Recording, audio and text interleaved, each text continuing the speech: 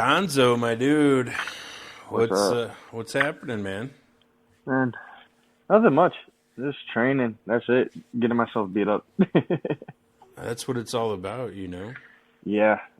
It I hurts don't know. sometimes, but it's worth it.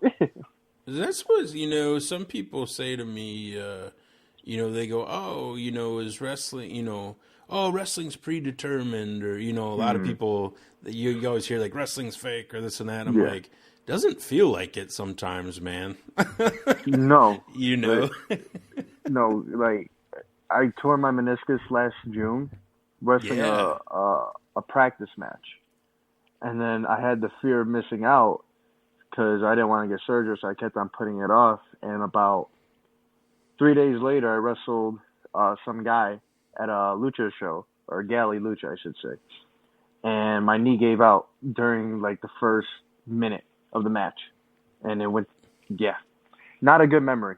Do you remember But like what move you did to where that happened? yeah, 'cause me and Charlie, or Austin, I should say, my tag partner, um, we did like it'll be like a springboard into a schoolboy, Yeah. and like it was like every time me and him did it, it'd be so crisp.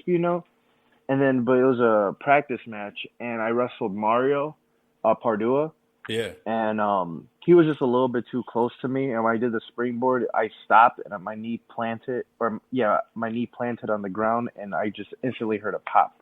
And, Mm. oh God. But yeah, I've been working on it up until March of this year.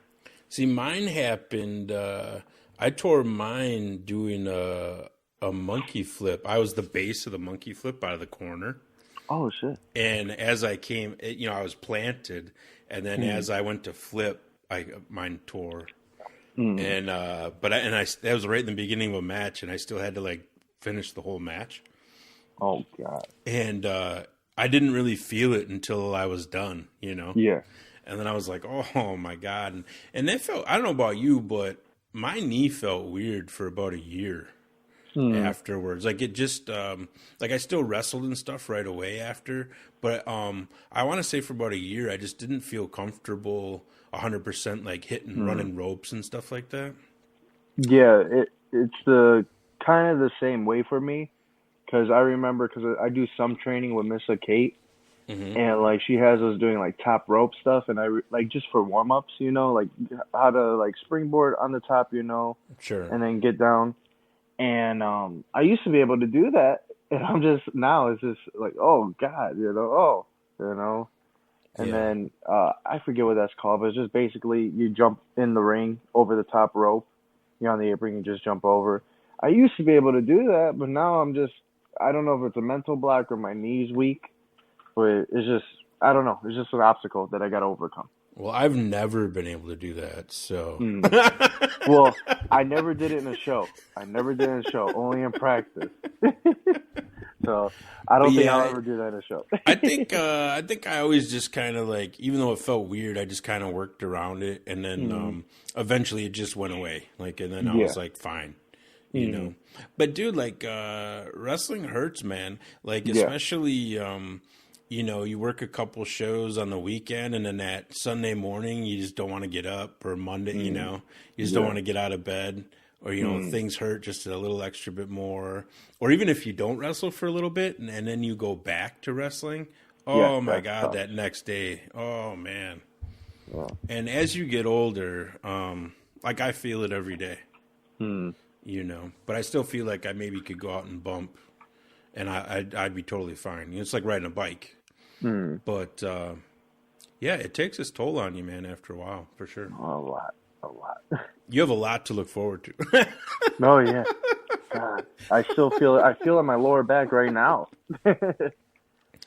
So let's talk. So how did you, okay, so when you were in, let's say high school, what did you want to be? Like everybody says, what do you want to be when you grow up? Mm. Like, what did you want to be when you grew up? Professional wrestler. Yeah, Yeah. you told people that? I was the same way. I told people Yeah. that too. And Yeah. I don't know about you, but everybody laughed at me. Mm. But No. Oh yeah. Go. Sorry. Well, they would say, oh, you gotta. I remember getting called into a guidance counselor, and they got like, you have to take these tests to figure out what you want to be after high school, and I was like, but I just want to be a wrestler, and they're like, pick something more realistic, and I'm like, but that's what I want to do, Yeah. I'm like, what's that, Yeah, like for me, because I remember there was like a school presentation, just for our classroom. We were freshmen. What do you want to be when you grow up? Everybody picked like veterinarian, doctor, and I picked professional wrestler. And I gave out a whole reason why. Yeah. And just during that time, because I did go to PPW. I don't know if you remember me or not, but I was like 14. I never trained there. I would just watch. Yeah, but, we've had that conversation. Yeah, You told me you've been there with like a buddy of Bear. yours or something, right? Bear. With Bear, yeah. Bear and Matt Duarte. We would always. Oh, okay, yeah. Every day, or no, I think it was every Wednesday and Saturday, I believe. We'd go there. Sure. And I just remember being enamored. Going there for the first time and just, oh my God, this is a live wrestling ring. Oh my God, all the wrestlers. Yeah. And then I remember the booker, he let me ref a couple matches, and I remember reffing your match, and you were the heel and you pushed me. And then after the practice was over, we're all saying goodbyes, right? You look at me. I mean, you shake everybody's hand and you look at me. Fucking ref. And then you shake it and then you leave. But yeah. I still remember that. Yeah. Yeah, but Bear had a falling out with the promoter, and as a 15-year-old, 14 going on 15, I couldn't train there because how the hell am I going to get to Woodstock? Right, because it's like that's a little hike from where you're at, Yeah, but I learned a lot because I went to probably about 5 or 6 practices, and I would just remember all the drills you guys would do. And then just walking, talking, and just the psychology of it, just the feet placement. That's why when I actually got into training about close to 2 years ago now, I picked it up rather quickly just because I just observed what you guys were doing.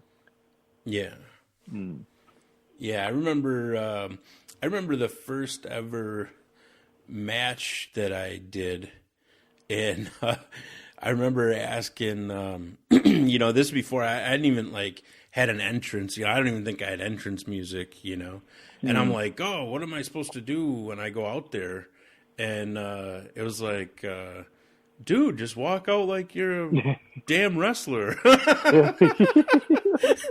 That was my guidance, and I was like, okay, all right, let's do this. I remember for me, it was the Battle Royal for CSW.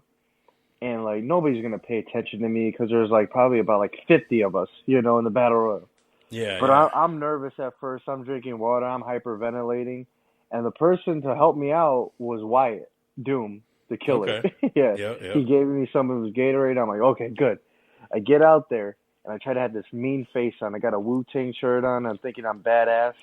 I get out there and then this guy, he records me and he goes, "You're gonna be on my podcast." And I looked at him like, what? And I just had to continue walking because I had to keep a straight face. He points the camera right at me. "You're going to be on my podcast." Oh, okay. Oh, man.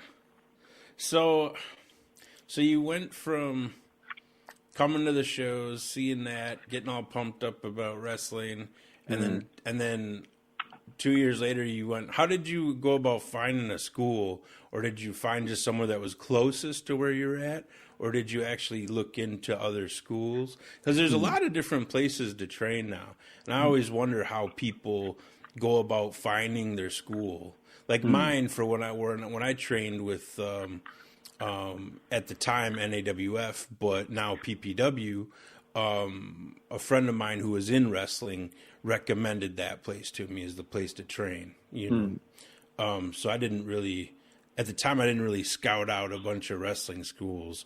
But now we have you got more things. We have the internet; it's more accessible. Social media. How did you go about finding where to train? Yeah, my friend in 2019, Bear, he sent me it was like a Facebook page to TJ Perkins. It was like a seminar in freelance wrestling. I got there a little bit late, but I went in there not knowing what to do because it was a seminar. But he had Mm. us do just shoot wrestling, and then there was this one drill of it's like I have to cut off the ring, like shoot, I have to cut off the ring, but you got to try to tag the turnbuckle, like behind me. Mm-hmm. And that really kind of killed my will for wrestling because I remembered afterwards because it got a little bit late and I didn't pay the guy, but I left and I remember a couple days later, it was all on Facebook. They posted a screenshot of me saying this guy didn't pay for the seminar. Everybody, where's he at? What's his location? Does he have any home promotions? Right? And I didn't. Mm. My friend Barry texted me, "What happened?" I don't know. And I just remembered like comments, just not knowing the full situation of my story or what happened, just being very negative. So that kind of killed my will. But two years later, I'm like, screw this, I love wrestling. This is what I wanted to do, so let me try it out. Then I found CSW because it was about 8 minutes from me. And yeah, that's where I got my start at. That's good that it was so close to you because, like a lot of like when I was starting up, I mean, this is like, I mean, you're talking like 20 years ago, but there wasn't as many places to train. I think there was like maybe somewhere in Chicago or maybe Milwaukee, or in between that, like NAWF at the time, but there wasn't as many choices. That's for sure. Yeah. And then you always wanted to go to a reputable place to train and things like that. But I can remember like we used to have seminars, and sometimes it was mostly with like agents that were in charge at like WWE and stuff like that would come and do seminars, and so guys would come, but mostly the guys coming to the seminars were fully trained wrestlers from all over the place. Yeah, it's not we wouldn't really get the real green guys or people that have never been in a ring come into a wrestling seminar. Yeah. So I mean, yeah, for you, maybe it was like, yeah, maybe you shouldn't have been. I don't know. No, yeah, no, I shouldn't have been because I remembered they shot me off the ropes and they gave me a clothesline. They say I took a bump. I didn't tuck my chin, and my head immediately just bam off the mat. But everybody thought I was a couple practices in, but they all got shocked. And I'm like, nope, this is actually my first practice. So I don't really know what I'm doing, but yeah, I'm here. Yeah, so you probably more needed like a tryout at that point, instead of a wrestling seminar. And yeah, I remember.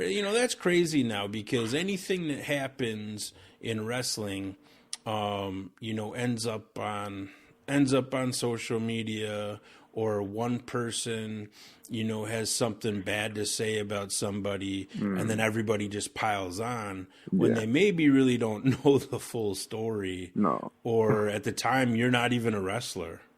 Yeah. Like, why would you be paying for a seminar for one? Yeah, things like that. But there's always been internet things. So like back in the day when I was there was like, and I don't even know if it still exists, but it was a Chicago wrestling message board. So it was like a Chicago pro wrestling, and it was like this message board, and people would like almost do the same kind of thing like they do on social media now. But it was more guys talking shit about each other, and then they'd all have fake accounts and then their real accounts. Yeah. So kind of just like, Facebook and Instagram basically now, but on a smaller scale, you know what I mean? No, yeah, I just remember that. Just reading all the comments, not knowing the situation, being like, who is this guy? I never seen him on any shows. Where's he at? Where's he been trained at? And then, yeah, that just kind of killed my will for a little bit, But I just realized, like, I'm doing this for me. I got into wrestling because I love it, and nobody could take it away, Yeah, and then how did you? You ended up in a good place. So, like, how did you end up? How did you end up finding Vic Capri? How did that relationship start? Because when I went to CSW the first time, I guess I reminded Baz of Vic Capri. The way, I guess, the viciousness, the intensity. But fast forward, because that was in November, I want to say. And then in January, I talked to Vic and I was like, hey, they're comparing me to you, and I just want to say it's an honor if I could call myself the vice grip, just play on words. But fast forward, because Shelly in May, she asked Vic for help because everybody learns in different paces, different speeds. Sure, yeah. And Shelly just loved the style Vic brought, the intensity, and just everything he brought to wrestling. She loved, so she did private trainings with him. And then Shell was like, "Hey, my cousin looks up to you. Could he come too?" And yeah, so I started training with him last June or July, I want to say. So Nice. yeah, That's awesome. yeah, Yeah, that's cool. Yeah, I remember I remember when I first started, like, I absolutely sucked. Like, I just kept coming back is all. And I just show up and figure out ways I could help out at the shows and things like that. And I remember like the first tryout I went to, I remember just getting tossed around for about 20, 30 minutes. And then I'm being like, all right, come to, camp next week. yeah, And then I went to the camp and then just got beat up for a little bit more. And then, I had no idea what I was doing. Like, I mean, of course I've seen wrestling. I know how, like, all the moves, yeah. We It's all different like being watch, in it. Yeah, yeah, we all watch wrestling, but like getting that timing down and like hitting the ropes and feeling comfortable then, and with all the timing and just the punishment and getting used to bumps. Like it's at a certain point you get more comfortable and it just feels normal. yeah, And I just remember I kept going back and like learning how to like call matches or just basically listening to someone call a match for me and then breaking down the different parts of a match, how a match would go. And then like I don't know, I want to say it took me years before I could get to the point where I felt comfortable like calling something. You know what I mean? yeah. But I feel like now like a lot of people they get started in wrestling and they want things to happen immediately. Yeah. And they don't want to put in the years and the repetitions to get really, really good at it to where it makes sense. They just, everything now, it just has to be just instant. So you got people getting thrown out onto shows and things like that that aren't really fully trained or maybe really shouldn't be at the point where they should be in front of a live audience, or let alone getting paid when they really should be paying to get trained. You know what I mean? Yeah. So I think like from like when I first started to like now, it's complete 180 out there. It's wild. And there's so many more different shows. Like how many, there is.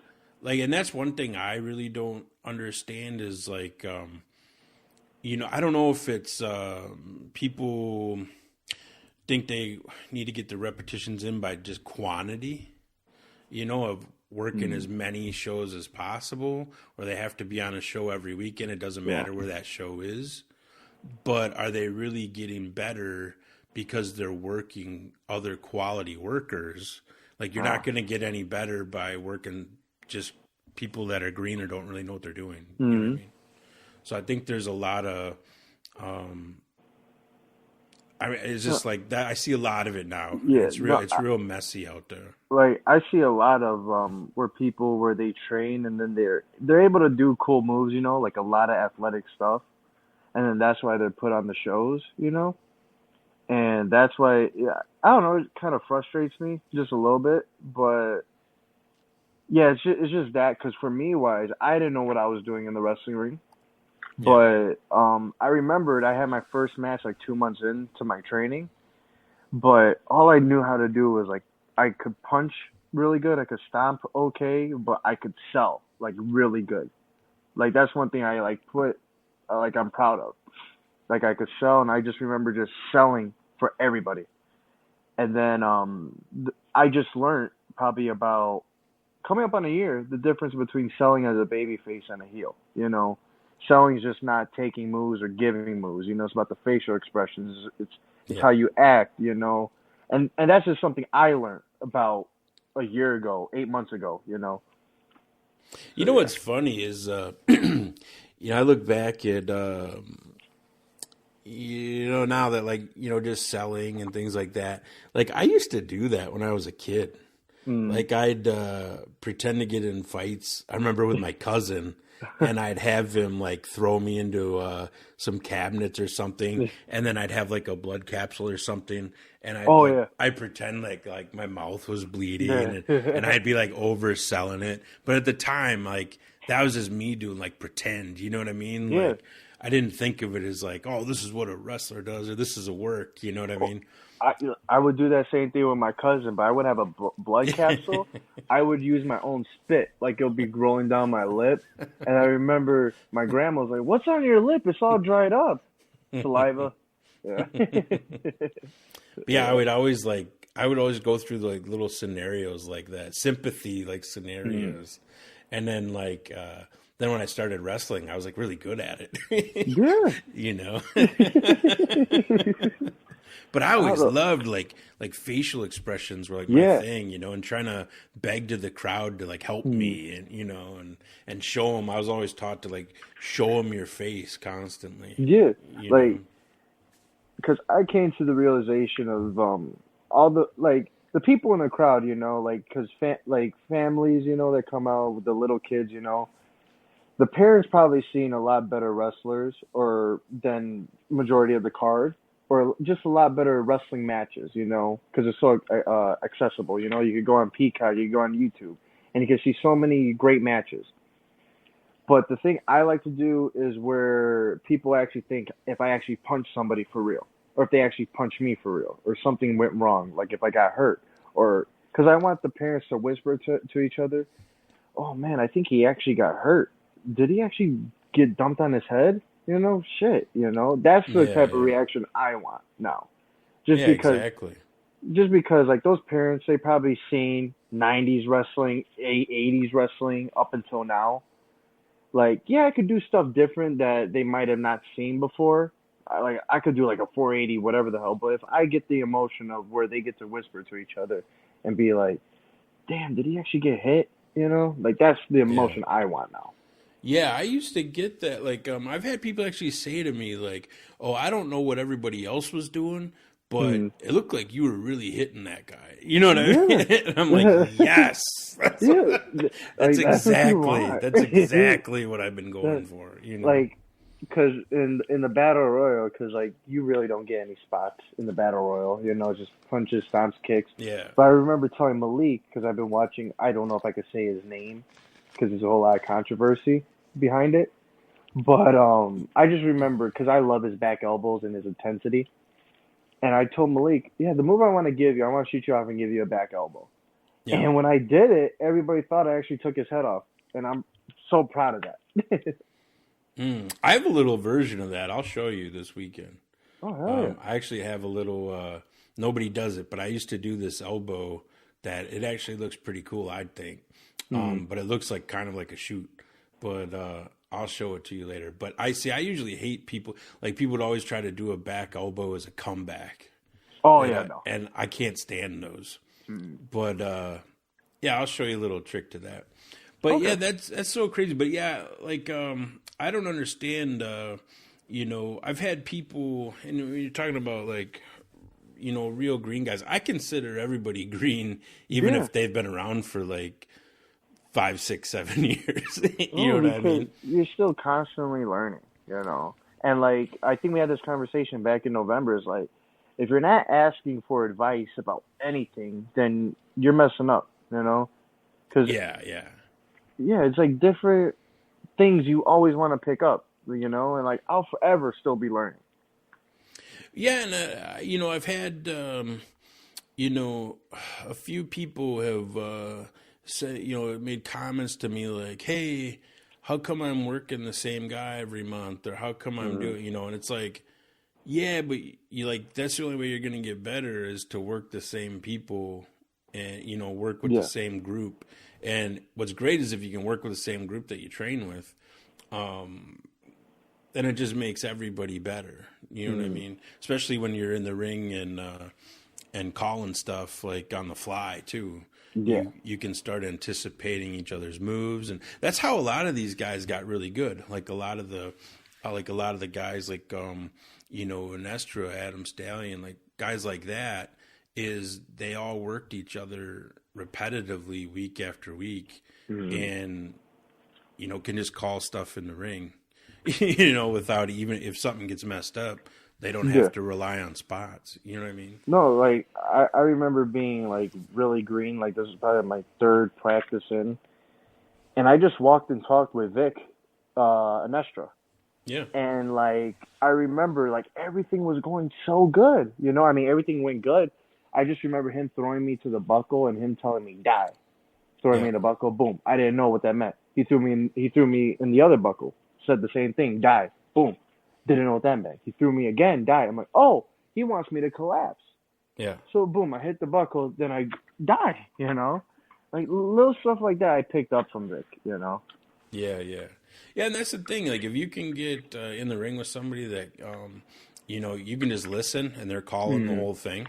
Yeah. Like, I always felt like I could work with anybody, green or not, because I'm just going to call the whole thing as we go anyways.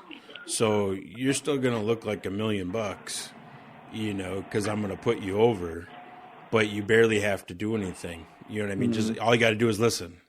If you know the basics, you could have a good match.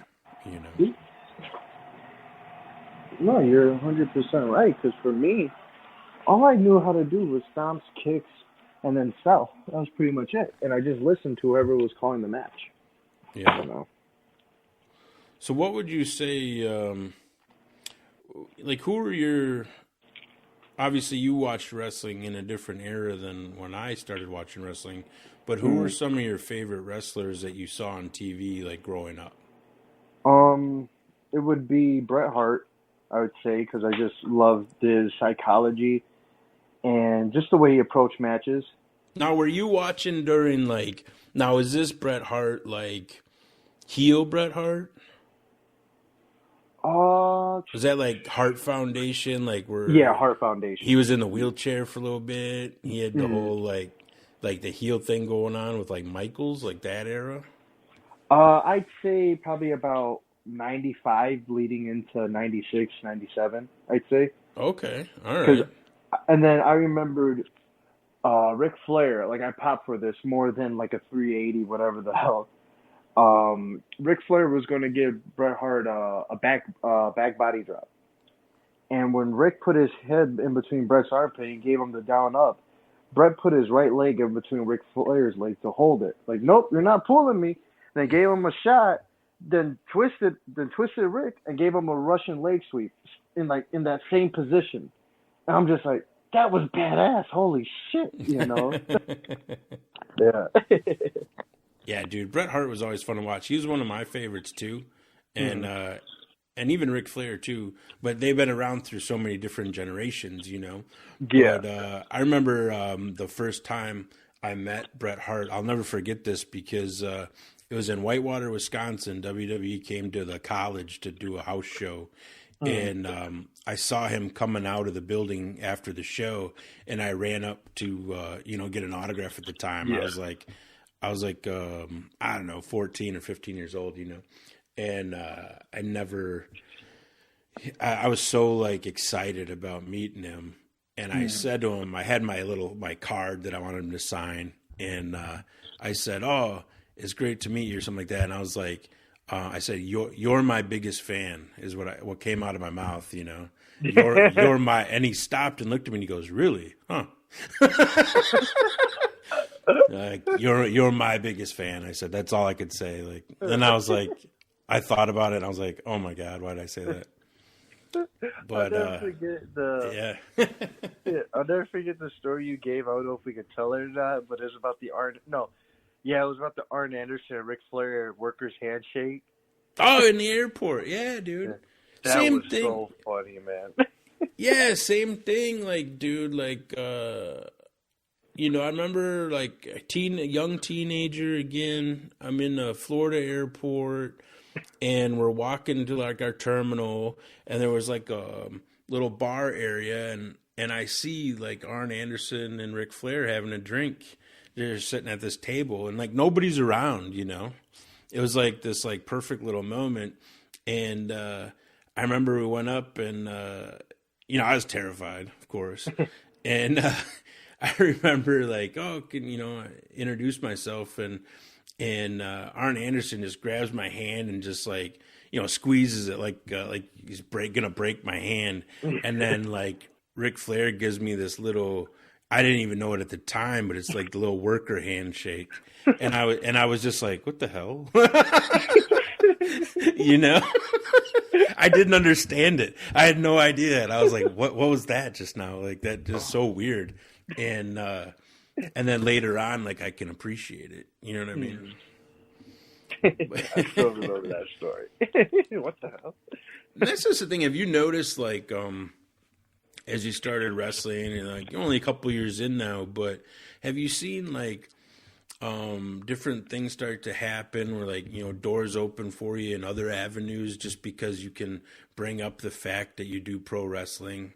Just in like your everyday life and things like that. Yeah. Because I've like legitimately gotten like jobs because of wrestling. Like that was just a conversation piece in interviews and things like that. It's crazy to see that, because that's what happened with me too, with job interviews, and then I'm not gonna lie, some girls, Sure, yeah. But because it's interesting. Like it's like I remember going to this job interview, and this guy, he was a huge wrestling fan. Like I didn't even know it. He brought it up to me. What else you do? Oh, I'm a professional wrestler. Oh, what? Then he went on this whole story, about like he was in the airport, and he would see like Hulk Hogan, who was like gigantic, Ultimate Warrior, who was like huge, and then he seen Macho Man, Randy Savage.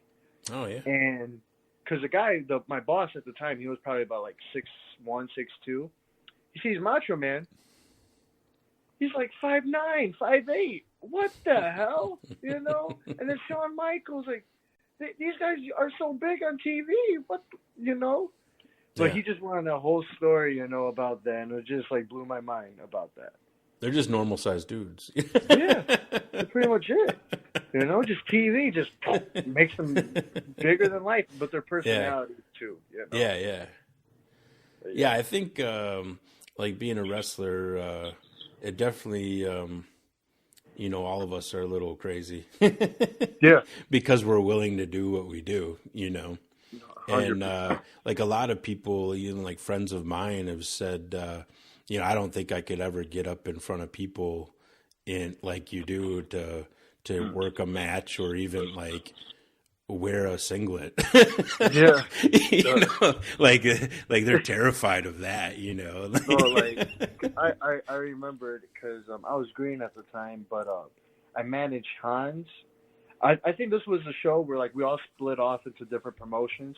I think Austin Charlie went to JWA, and we went to SCW, and I managed Hans, and I was terrified of the crowd, But then I realized I put on my visors, or Hans's visors, and I just felt like nobody could touch me, Like I get out there and I'm just start dancing. I'm obnoxious, I'm getting in kids' faces, grown-ups' faces, I'm like, these guys can't touch me because of these glasses, So yeah. Yeah, I mean, people really, this is the thing. I always see guys like kind of beat themselves up when like they'll be like, oh, I missed this spot or that spot in my match, or oh, I could have done this better, I didn't do this right. And it's like, well, that's all part of the learning process. But the people that are watching you out there, they have no idea what's planned or what's not planned. So they just want to be entertained for 3 hours, Yeah, like I'll never forget, I think it was Hans versus Anakin or Adam at JWA. And I remember grabbing this kid's shoe, and we tied it up on the ring post, and we put popcorn in it. And then I just remember being like, can I do that? Screw it. I see that shoe, grab it, And then a couple months later, I took a fan's replica belt when we were for the world title. It was all three of us. I don't know if you remember that. I took the belt and I started running around the ring acting like, yeah, we're going to be the JWA World Champions. Yeah, yeah. Oh, yeah. I remember because the they fan almost hit bring me. yeah, those guys bring belts and stuff. Yeah. Yeah. Well, I took one. That's funny. But yeah, they want to be entertained because there's like little moments like that, you know? Yeah, I think and like we all have the best thing about us is like we all have personalities, Yeah. and I think that's what makes it the most fun.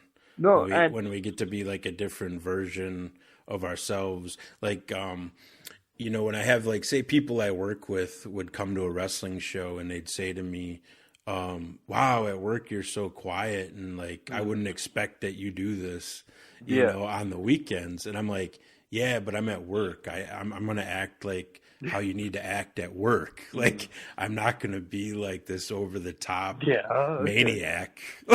So, like, because like that's what makes JWA so special to me is like it gives us opportunities to actually be an extension of ourselves or to show our personalities, Yeah, and you have fun, and you're able to, have a little more leeway to express your characters and try different things out, and whereas maybe some other places you might not. Maybe it's more, I don't know if you want to say more scripted or but you have a lot more leeway to have a little more fun and let loose. Yeah, and that's where I always loved JWA just for that, And how you said in work where people view you as this quiet guy, but then when they go to shows, it's like, oh my God, what the hell, You're snarling, you're dancing, all that. Like, for me, it's with the two different gimmicks, I guess one is I'm a serious, tough fighter, and the other one is I'm a frat boy. Yeah. People may know me from Alpha Zeta Zeta, but then realize, like, hey, I do my own thing too. And then vice versa, But I have a lot of fun just with my brothers, man, Hans and Charlie. Like, I love those guys. Yeah, it's a fun gimmick, man. Like, there's a lot of fun story to be told there. Yeah. Right. I think we're all having fun with that whole gimmick right now. Like, at work, I remember my one coworker, he would get pissed off at my boss a lot. But he would never swear at him or never tell him off. But he'd whisper under his breath, "The eagle never hurts the fly."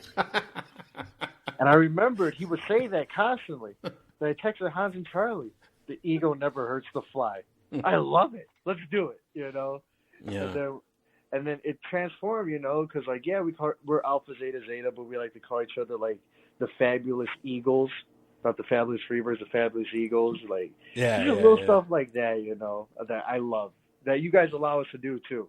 Yeah, I mean, you have to have fun with what you're doing, otherwise, it's not worth the time and energy you put into it. No, and like wrestling is a place I believe where we go to escape from all the outside noise, And there's drama in this little world of wrestling, but this is a place where I go to escape, to have fun, to show my personality.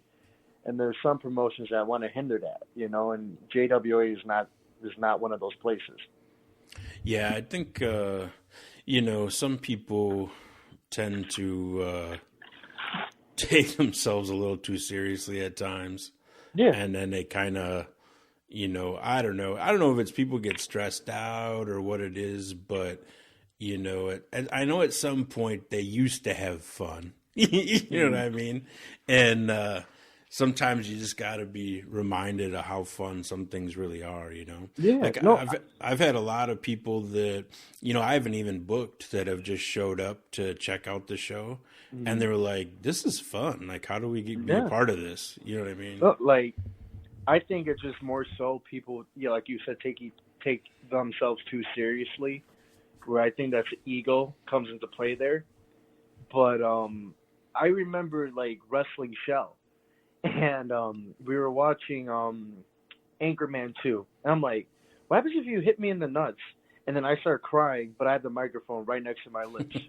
Oh, shit, my pee-pee, shit, that, And it's just like little stupid stuff like that. That's like every JWA show I go to. Oh, a girl beat you up. She hit your pee-pee. Ha ha ha. Oh yeah, she did. Like it's like stuff like that where they take each other, or they take themselves too serious. You know, I mean, this is wrestling. You know. Oh, dude, I remember my dude. You haven't met him yet. Well, you might have met him if you came to some PPW shows back in the day. But my dude Chase Gosling, I met him. Yeah. we used to.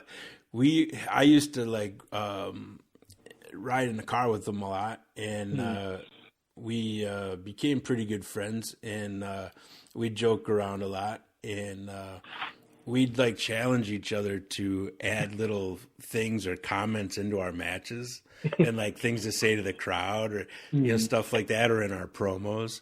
And dude, that was some of the like I've laughed so hard I've cried at some of this stuff. Like it's so like when I look back at some of it now, I'm like, that shit was hilarious.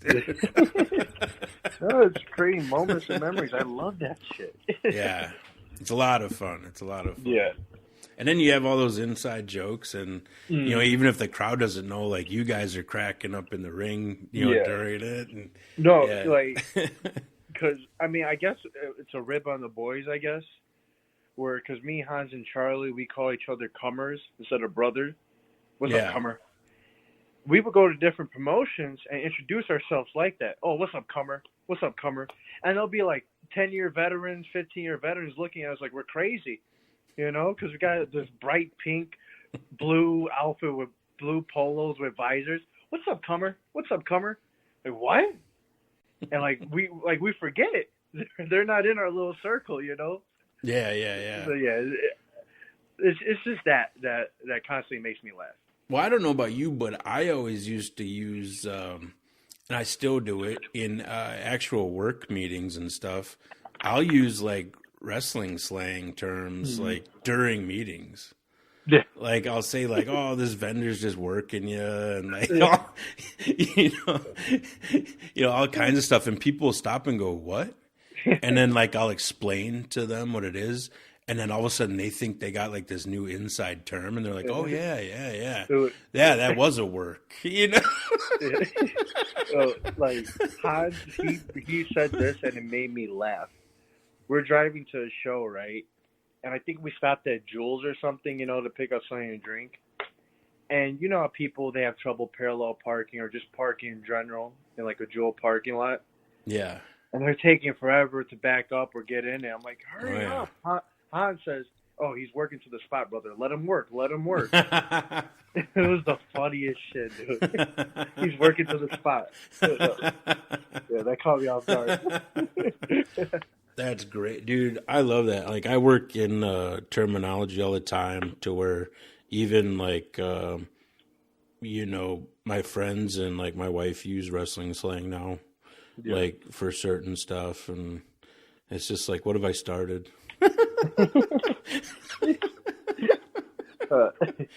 So much fun. So, dude, this has been great, man, having you on.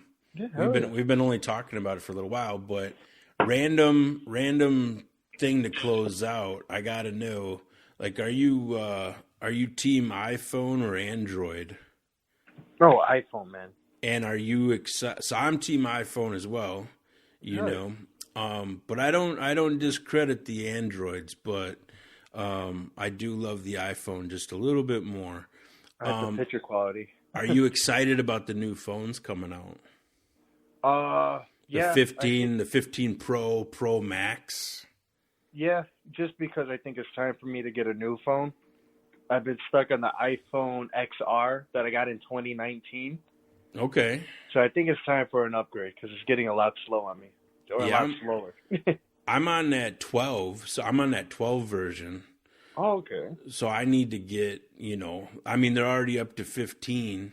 Yeah. The new one's going to be 15 Pro, Max, Ultra, whatever you want to call it. I don't even know now. There's so many different models of the 15. No, I noticed they added like 3 different cameras now on it. You know? Oh, yeah, dude. More things to break. More things to, everything glass, brittle. Got to have a case on it. But, dude, I totally need an upgrade. But I saw this rumor today that the phones could come in maxed out at like 1 to 2 terabytes even for storage. What? And I'm like, oh my God, sign me up, you know. Yeah, I think I might need that now too. Shit. That's what I want. So I'm looking forward to it. I was just curious how people's take on it. There used to I remember back in the day there used to be this guy. He was went under the name Kamala 2, and he would ask everybody what cell phone plan they were on. Mm-hmm. And like I don't know if he like thought his cell phone plan sucked, but he would always like poll everyone in the room to see what cell phone plan they were using and how they liked it. And I had a whole like 20-minute conversation about it with him one time. Mm-hmm. And when really it's just like whatever plan works in your area the best. Yeah. You really can't get on a perfect plan. No. I think for me, if I do get the 15, I'm going to hold on to that one for about 4 years or so. Yeah, yeah. Because I don't think it's time. I don't think I need to upgrade every year. So if I get that one, it should last me a good 3-4 years. Yeah, I've always held on to my phones for quite a while. And like this last one, like I got that 12 Pro Max. And if I get a new one, I'm still going to use that 12 Pro Max as like a camera, or like a video because the quality is awesome, Mm-hmm. I just, I feel like now they have better, face recognition and speed. Like things are processing faster now. They get the new chips in them.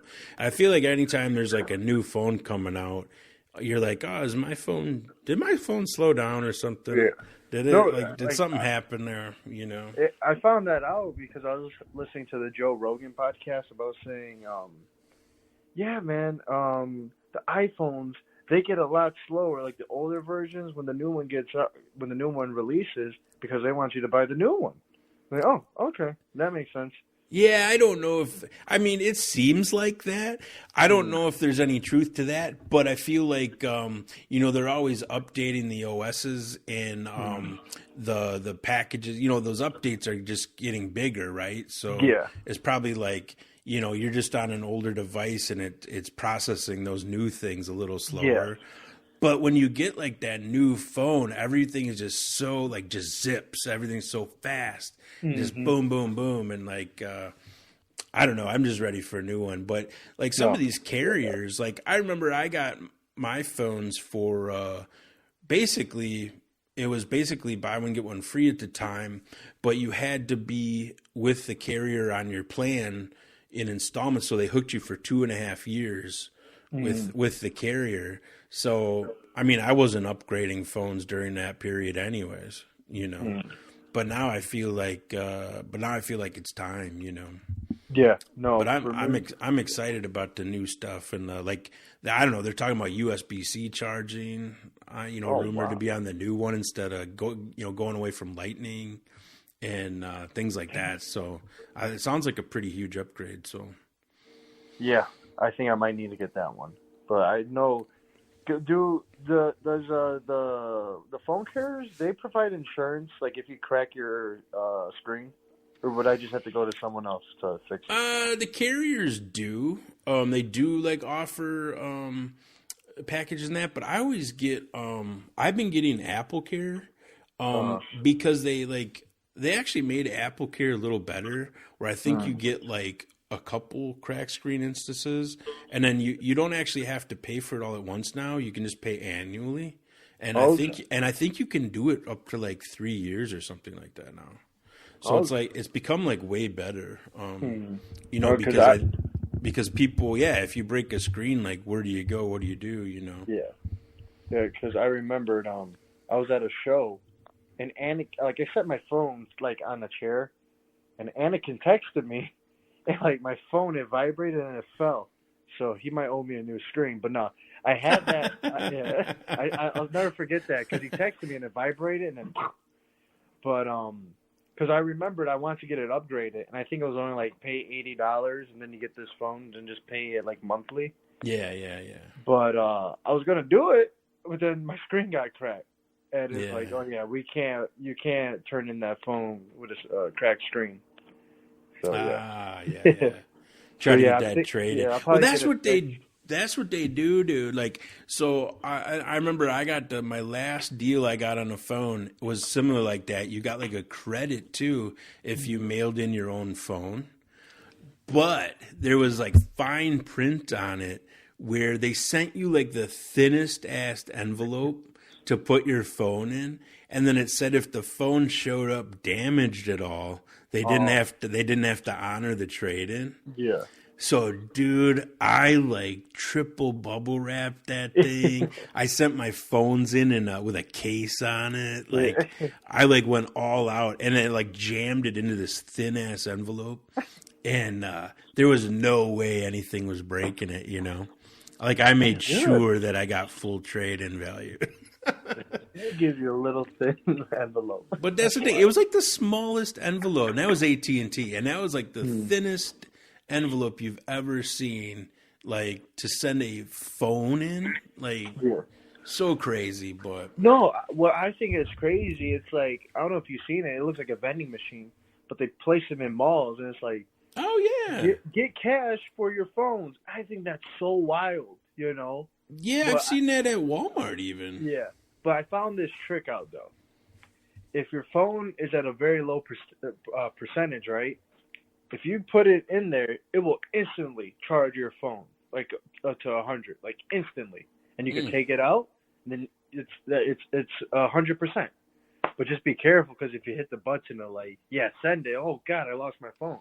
But I'll never forget that. I put my phone in just to see my value, and I think I was at like 15%. Immediately, 100%. I was like, oh my God, you know. Oh wow. But that's crazy. like I think that's nuts, you know, just putting your phone in, and then they estimate how much it'd be, and then they give you X amount of dollars, which I think is nuts. Well, there's a huge resale market, dude, for phones, like for used phones. Like there's still people that are on, like iPhone like 8, 9. You know what I mean? Like that's crazy. It is crazy, but when you look like. I think it's a lot of kids too, they get used phones, or it's way cheaper to get a used phone.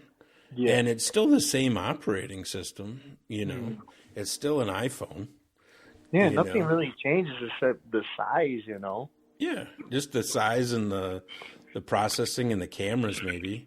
But like some of those older devices like still work. They all record like 1080p, 4K video. Like, you can still do a lot with them. But I think it's just crazy if you look out like even on eBay, you'll see all these old phones for sale.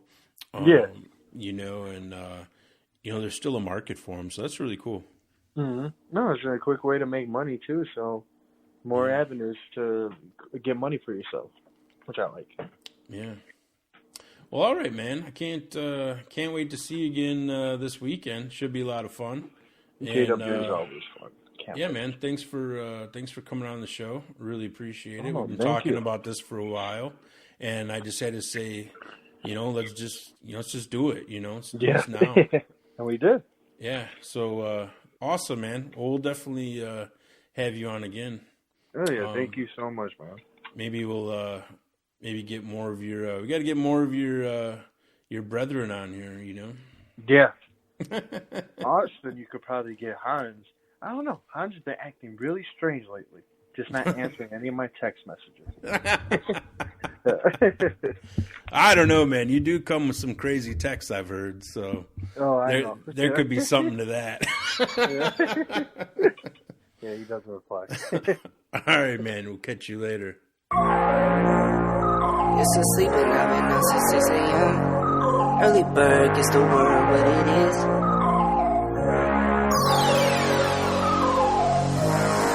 10 a.m. Used to sleeping, I've been up since 6 a.m. Early bird gets the word what it is. All these birds, they get curved what it is. Okay. I don't frown a lot. No. Lately blessings coming down a lot. They coming down. I see my fam, I can't be down and out. I can't be down and out. Since 17 they tried to knock me down. Don't ever count me out. I could go round for round. Don't need no friends, don't need no one around.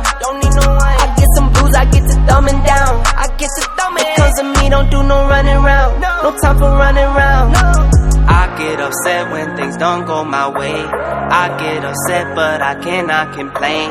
I save a bag to spend on rainy days. Diamonds for my bae, those type of things. 10 a.m. You're still sleeping, I've been up since 6 a.m. Early bird gets the worm, what it is. All these birds, they get curved, what it is. Okay. Hold up, wait a minute, let me say something. How could you be stagnant when it's bass thumping? Cause she threw the hoop and I grabbed it and dunked it. My game comes to me, no, I'm not forcing nothing. I'm on go mode, please don't wait up. Me plus motion, that's a layup. Pick and roll, give and go. Take it, finish strong. Night after night, remember when I would stay up. Fight after fight, knocked down, but I found a way up. No picking sides, I got my friends, down for the ride, far from the end. 10 a.m.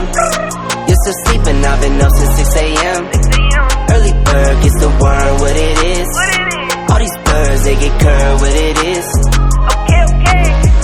10 a.m. You're still sleeping, I've been up since 6 a.m. Early bird gets the worm, what it is.